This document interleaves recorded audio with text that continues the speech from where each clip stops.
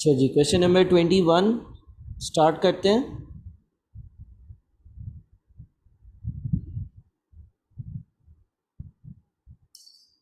In preparing its financial statements for the current year, an entity's closing inventory was understated by 200,000. What will be the effect of this error if it remains uncorrected? Inventory under state हो गई है। देखिए, inventory के under state होने का क्या मतलब है। आपके पास सेल्स रेवेन्यू होता है, सेल्स रेवेन्यू में से आप लेस कर देते हो cost of good sold. Cost of good sold में आपके पास ओपनिंग स्टॉक होता है, फिर परचेजेस हैं, फिर क्लोजिंग इन्वेंट्री है या क्लोजिंग स्टॉक है। इससे आपके पास जो है ना वो कॉस्ट ऑफ गुड सोल्ड आता है, ये माइनस होता है ना, तो प्रॉफिट कैलकुलेट होता है। अब अगर आपने क्लोजिंग स्टॉक को अंडर स्टेट कर दिया, कम दिखा दिया, अच्छा इस तरह की चीज़ हमने MCQ नंबर 3 में कवर करी थी। आप जो इस सीरीज़ का पहला लेक्चर है उसको ज़रूर देखिएगा अगर आपको कोई कन्फ्यूजन है। अगर क्लोजिंग स्टॉक को आप कम कर दोगे तो कॉस्ट ऑफ गुड सोल्ड बढ़ जाएगा। मिसाल के तौर पर अगर ओपनिंग स्टॉक 5 हो, परचेजेस 3 हो और क्लोजिंग स्टॉक जो है वो 2 हो, तो आपका कॉस्ट ऑफ गुड सोल्ड कितना आता है? 5 और 3 8, 8 माइनस 2 6। सेल्स रेवेन्यू जो भी होगा उसमें से 6 रुपये माइनस होंगे। रेट से सेल्स रेवेन्यू है 10 रुपये, तो आपका प्रॉफिट कितना आएगा? 4। लेकिन अगर आपने गलती से क्लोजिंग स्टॉक को अंडर स्टेट कर दिया, यानी कि जितना था उससे कम दिखा दिया, आपने 2 रुपये था 1 रुपये दिखा दिया, तो 5 3 8 8 में से 1 माइनस होगा 7। अब अगर आप 10 में से 7 रुपये माइनस करोगे तो आपकी प्रॉफिट की वैल्यू भी कम हो जाएगी, आपकी कॉस्ट ऑफ गुड सोल्ड की वैल्यू बढ़ जाएगी। तो 21 का आंसर अब आप पहले सोचें। देखिए क्या बोलते हैं ए में, the current years profit will B over stated. क्या प्रॉफिट ज़्यादा होगा? नहीं, प्रॉफिट तो कम होगा। And next years profit will be under stated. अच्छा, अगले साल की बात आगे करते हैं। The current years profit will be under stated, ये सही बात है। अगर आपने गलती से क्लोजिंग स्टॉक की जो वैल्यू थी उससे आपने उस वैल्यू को कम दिखा दिया तो आपका प्रॉफिट भी गलती से कम हो जाएगा। लेकिन ये सही वाली पोजीशन है, ये गलत वाली पोजीशन है। आपकी क्लोजिंग स्टॉक की वैल्यू 2 रुपये थी, तो अगर आपने सही प्रॉफिट एंड लॉस अकाउंट बनाया होता तो आपका प्रॉफिट 4 रुपये आता। अगर आप गलती से 2 रुपये को 1 रुपया शो कर देते हो, 2 रुपये को गलती से 1 रुपया शो कर देते हो, तो होगा ये कि 2 रुपये को जब आप गलती से 1 रुपया शो करोगे तो आपका जो कॉस्ट ऑफ गुड सोल्ड है ना वो 6 के बजाय 7 पर चला जाएगा, बढ़ जाएगा, और आपका प्रॉफिट गलती से 1 रुपया कम आ जाएगा इस साल। अच्छा, जब अगले साल की बात करेंगे ना, अगले साल की बात करेंगे, मान लो अगले साल का सेल्स रेवेन्यू दोबारा से 10 रुपये था। इस साल का जो क्लोजिंग स्टॉक होता है अगले साल का क्या होता है? Opening stock. तो अगले साल का ओपनिंग स्टॉक 2 रुपये है, परचेजेस लेट से 5 रुपये है, क्लोजिंग स्टॉक लेट से 1 रुपया। ये सही वाली पोजीशन है। तो 2 और 5 7, 7 माइनस 1 6, 10 में से 6 माइनस होगा 4 का प्रॉफिट। लेकिन अगर आपने क्लोजिंग स्टॉक गलत दिखाया हुआ था, अंडर स्टेट किया हुआ था, गलत किया कर दिखाया हुआ था, तो अगली बार क्या होगा? अगले साल सेल्स रेवेन्यू तो 10 होगा, ओपनिंग स्टॉक भी गलत होगा, 2 नहीं होगा, 1 रुपया होगा। परचेजेस 5 पर है और लेट से अगले साल का क्लोजिंग स्टॉक 1 रुपया ये एज्यूम कर रहे हैं, तो ये बनता है 5 रुपये और ये बनता है 5 रुपये का प्रॉफिट। देखिए होगा क्या कि अगर आपने इस साल का क्लोजिंग स्टॉक गलती से कम दिखा दिया तो अगले साल का ओपनिंग स्टॉक भी गलती से कम होगा। इस साल का क्लोजिंग स्टॉक अगर गलती से कम होगा, इस साल का क्लोजिंग स्टॉक अगर गलती से कम होगा तो कॉस्ट ऑफ गुड सोल्ड ज़्यादा होगा और प्रॉफिट कम होगा।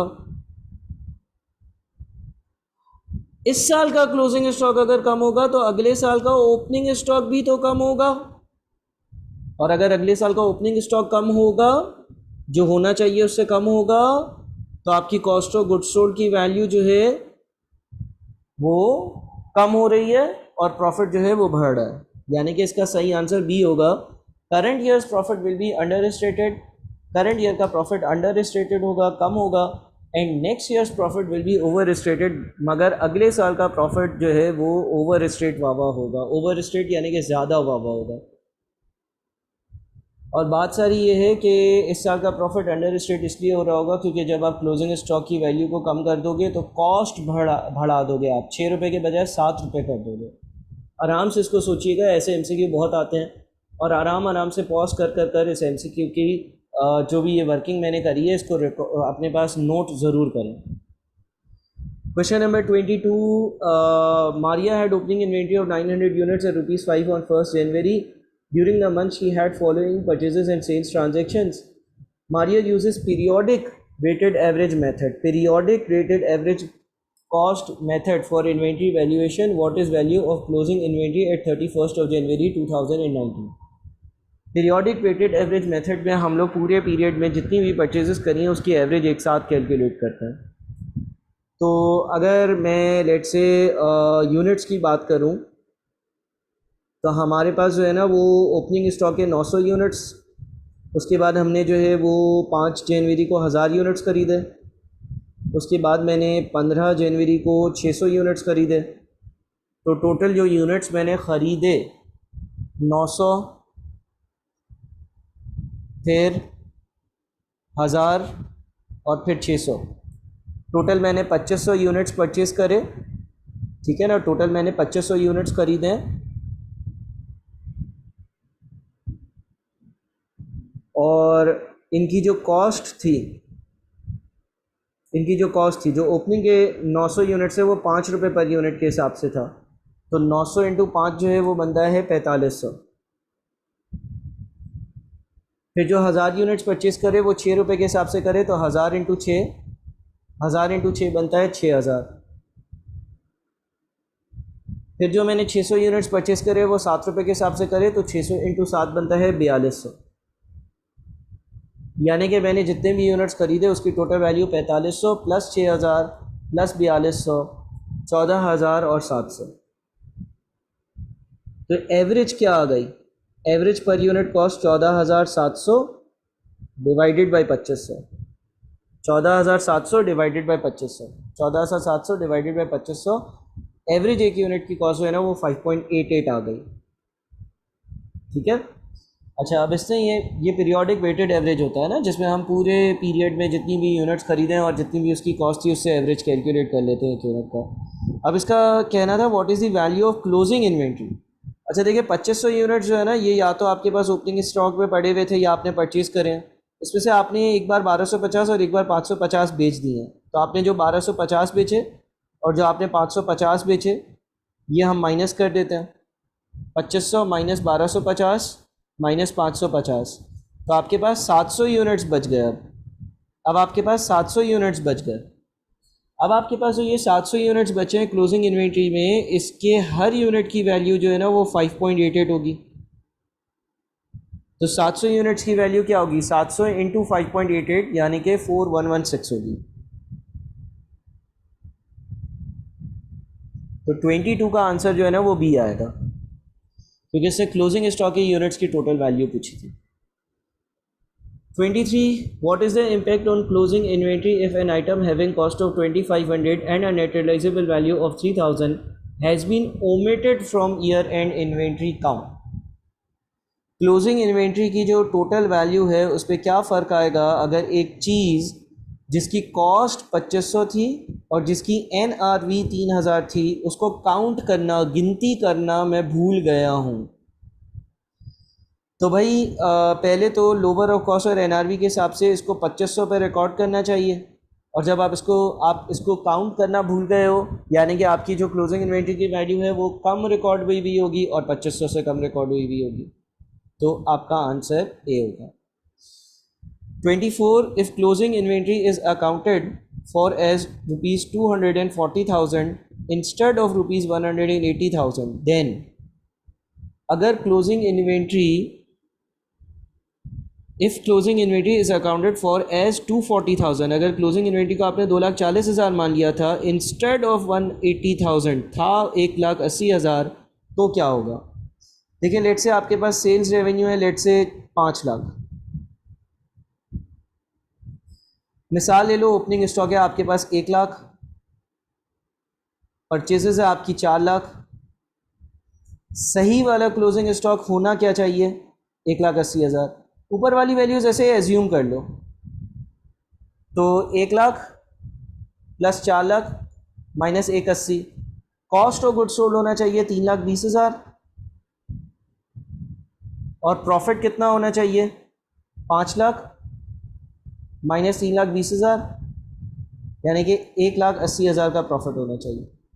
अब वो बोलता है कि 1,80,000 के क्लोजिंग स्टॉक की जगह आपने गलती से इस क्लोजिंग स्टॉक को कितना लिख दिया? 2,40,000। तो होगा क्या? सेल्स रेवेन्यू तो 5 लाख ही है, ओपनिंग स्टॉक 1 लाख है, परचेजेस 4 लाख है।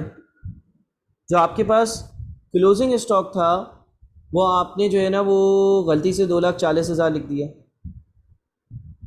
तो 1 लाख प्लस 4 लाख माइनस 2,40,000, ये आपके पास वैल्यू 260,000 पर चली गई। और इस हिसाब से आपके पास जो है ना वो 5 लाख माइनस 260,000, यानी कि आपके पास ये 240,000 हो गया। यानी कि जब क्लोजिंग स्टॉक आप गलती से बढ़ा देते हो तो कॉस्ट ऑफ सेल्स कम हो जाती है और प्रॉफिट बढ़ जाता है। तो क्या होगा 24 का आंसर? क्या होगा आप लोग सोचें। 24 में अगर मैंने गलती से 240 पर इन्वेंट्री रिकॉर्ड कर दी है तो इसकी वजह से मेरा जो ग्रॉस प्रॉफिट है, gross profit as well as net profit will be exaggerated, यानी कि ज़्यादा होगा, ओवर स्टेट वाला होगा। सर ग्रॉस प्रॉफिट तो समझ में आ गया, नेट प्रॉफिट कैसे? देखिए लेट से आपके ऑपरेटिंग एक्सपेंसेस जो है ना वो लेट से 1 लाख रुपए, तो पहले केस में आपका नेट प्रॉफिट कितना आना चाहिए? 80,000। दूसरे केस में भी लेट से आपके पास जो है ना 1 लाख रुपए के ऑपरेटिंग एक्सपेंसेस है, तो नेट प्रॉफिट कितना आ रहा होगा? 140। तो ये भी ज़्यादा होगा ना, जितने से ग्रॉस प्रॉफिट ज़्यादा होगा उतने से नेट प्रॉफिट ज़्यादा होगा। 25 पर चलते हैं। An organisation had opening inventory of 35,000 units at 3.50. During the month, it made a purchase of 40,000 units at 5. Sales were 50,000 units. What is the value of cost of goods sold during the month if the entity uses continuous weighted average method for inventory valuation? देखिए perpetual और periodic दो तरीके होते हैं ना, तो यहाँ पर इसने कंटिन्यूस का नाम यूज़ किया है, यानी कि परपेचुअल सिस्टम। तो कंपनी के पास जो है ना वो ओपनिंग इन्वेंट्री 35,000 यूनिट्स थी। हर यूनिट जो है वो 3.5 रुपये के हिसाब से 35,000 यूनिट्स इंटू 3.5, ये बन जाता है आपका 1,225,000, 1,225,000। इसके बाद during the month it made purchases of 40,000 unit, 40,000 और यूनिट्स खरीदे। हर यूनिट जो है वो 5 रुपये के हिसाब से ख़रीदा, तो 40,000 इंटू 5 यानी कि 40,000 इंटू 5 यानी कि 2 लाख। तो अब आपके पास जो है ना वो टोटल 75,000 यूनिट्स हो गए, और इन यूनिट्स की वैल्यू जो है ना वो 2 लाख प्लस 1,225,000 यानी कि 3,22,500 हो गई। एवरेज निकालने के लिए 3,22,500 को आपने 75,000 से डिवाइड किया, आपका एक एवरेज आ गया 4.3 का। ठीक है। What is the value of cost of goods sold? जो चीज़ें बेची हैं 50,000, उसकी कॉस्ट क्या होगी? एक की कॉस्ट 4.3 एवरेज बन रही है, तो जो 50,000 चीज़ें बेची हैं उसकी कॉस्ट होगी 50,000 इंटू 4.3 यानी कि 215,000। 25 का आंसर बी होगा। ठीक है। 26, on 1st July 2018, Emad had opening inventory of 50 units at a cost of rupees 60 per unit. During July 2018, he has made the following purchases and sales. What is the value of inventory at 31st March using the FIFO method? FIFO method में क्या होता है भाई? 50 units इसके पास है 60 rupees वाले, यानी कि इसकी इन्वेंट्री की वैल्यू है 50 इंटू 60 विच इज़ 3,000। इसके बाद 9 जुलाई को 120 units purchased at a cost of 65। इसने 120 यूनिट्स खरीदे और एक यूनिट जो है वो 65 रुपये के हिसाब से ख़रीदा, तो अब इसके पास 120 रुपये के हिसाब से 65 यूनिट्स यानी कि 7,800 की मज़ीद चीज़ें हो गई। फिर 65 यूनिट्स सोल्ड, फिर 65 यूनिट्स इसने बेच दिए। अब देखिए जब ये 65 यूनिट्स बेचेगा, जब ये 65 यूनिट्स बेचेगा, जब ये 65 यूनिट्स बेचेगा तो first in first out method के हिसाब से, फीफो मेथड के हिसाब से इसने 65 यूनिट्स में से जो यूनिट्स बेचे होंगे वो सबसे पहले क्या था इसके पास? ये 50 यूनिट्स ये बेच दिए होंगे, चले गए इसके पास से। लेकिन सर 65 बेचने थे ना, हाँ इसने 50 बेच दिए 60 वाले, अब और कितने बेचने हैं? 15। 15 यहाँ से बेच दिए, तो 120 में से अगर 15 बिक गए तो बचे कितने अब मेरे पास? 105। कितनी वैल्यू है उनकी? 65 के हिसाब से। 105 की 65 के हिसाब से कितनी वैल्यू बनती है? 6825। ये भी हो गया। फिर 24 जुलाई को क्या है? 45 units purchased at a cost of 67। 45 units और ख़रीदे गए और उनकी वैल्यू 67 के रुपीज़ के हिसाब से थी, तो 45 इंटू 67 जो है वो 3015 बनता। इसके बाद 100 यूनिट्स बेचे। अब जब 100 यूनिट्स बेचे होंगे तो पहले वाले फर्स्ट इन फर्स्ट आउट, यानी कि जो पहले ख़रीदा वो पहले बेचा, ये जो 105 यूनिट्स है ना, इसमें से 100 बेच दिए होंगे, तो अब 5 यूनिट्स 65 वाले बच गए, 105 में से 100 बेच दिए, और 45 यूनिट्स जो है ना वो 67 वाले होंगे। तो 5 यूनिट्स 65 वाले वैल्यू रखते हैं 325 की, और 45 यूनिट्स जो 67 वाले हैं वो वैल्यू रखते हैं 3015 की। तो आपके पास जो है ना वो 3015 और 325, ये टोटल 3340 बना, और यूनिट जो है ना वो 5 और 45 यानी कि टोटल 50 बने। ठीक है। What is the value of closing inventory? 3340। 3340 की वैल्यू होगी। ठीक है जी, 3340। 27 which of the following cost model is not permitted under IAS 2? LIFO allow नहीं करता, IAS 2 international accounting standard 2 last and first out method allow नहीं करता। 28 Phil Morris Limited PML is in the business of procuring a specific type of machine and sells them to international markets. During the year, PML bought 4 machines costing 12 million, 14 million, 13 million and 10 million respectively. During the year, it sold only one machine for 14 million and follows the first in first out method of valuation. Which of the following statement is true? Phil Morris एक company है और उसके पास कुछ machines हैं, और उससे 4 machines खरीदी, 12 million की, 14 मिलियन की, 13 मिलियन की, 10 मिलियन की। During the year PML bought 4 machines costing this. During the year it sold only 1 machine for rupees 14 million. For rupees 14 million का मतलब ये है कि 14 मिलियन के बदले बेची, यानी कि ये सेलिंग प्राइस है। And follows the FIFO method of inventory valuation. FIFO method का मतलब होता है first in first out. Which of the following statement is true? तो भाई फर्स्ट इन फर्स्ट आउट के हिसाब से इसने ये 12 मिलियन वाली चीज़ बेची होगी, और इसके पास जो है ना वो 14, 13 और 10 यानी कि टोटल 37 मिलियन की इन्वेंट्री पड़ी हुई होगी क्लोज। ठीक है। द कॉस्ट ऑफ इन्वेंट्री यानी कि इन्वेंट्री इसके पास जो पड़ी हुई होगी वो 37 होगी, ये पड़ी हुई है, ये भी पड़ी हुई है, ये भी पड़ी हुई है, और जो बेची होगी वो 12 मिलियन वाली बेची होगी। तो आंसर जो है वो सी बनेगा 28 का। ठीक है। फॉर 14 मिलियन का मतलब ये नहीं कि समझना कि जो 14 मिलियन में ख़रीदी थी वो बेची। सेलिंग प्राइस के लिए लफ्ज़ फॉर यूज़ होता है। 14 मिलियन की बेची, तो ख़रीदी कितने की होगी? फर्स्ट एंड फर्स्ट आउट के हिसाब से 12 मिलियन वाली बेची है पहले जो ख़रीदी। 29 the following information relates to Shajib enterprises SE for the month of March 2020। 1 March opening inventory 400 units 100 रुपये वाले 40,000। 8 मार्च परचेज 100 यूनिट्स 150 वाले 15,000। 24 मार्च 300 यूनिट्स 200 रुपये वाले 60,000। No units were sold during March 2020. What will be the cost of closing inventory per unit of SE asset for 31st March 2020 valued on weighted average perpetual basis? तो हम करेंगे क्या?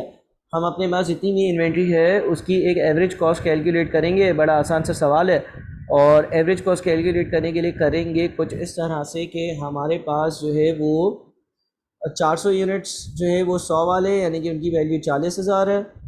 फिर हमारे पास 100 units 150 वाले जिसकी वैल्यू टोटल 15,000 है, और फिर हमारे पास जो है वो 300 यूनिट्स 200 वाले जिसकी टोटल वैल्यू 60,000 है। ये सारी की सारी हमने कॉस्ट ऐड करी और इसको हमने डिवाइड कर दिया नंबर ऑफ़ यूनिट्स से।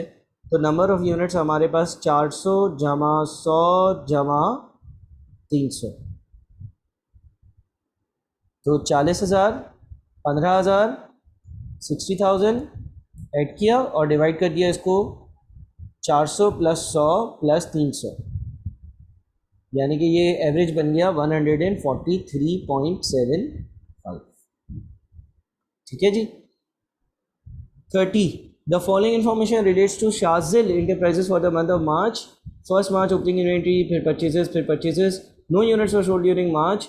What will be the cost of closing inventory per unit of SE as at 31st March valued on periodic weighted average method? अच्छा सर, यहाँ पर ज़रा आप ये समझाएं कि परपेचुअल और पीरियोडिक की वैल्यूएशन अलग अलग नहीं होगी?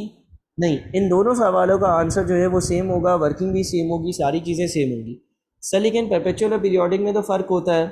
वैल्यू में फ़र्क तब आता है जब बीच में कोई इन्वेंट्री बिक रही हो, सेल्स हो रही हो। जो बेसिक लेक्चर्स है उस पर देखना, यहाँ पे तो सेल्स ही नहीं हो रही है, तो कोई चेंज ही नहीं है। ठीक है जी, तो अब आगे वाले सवाल अगली वीडियो में इंशाल्लाह।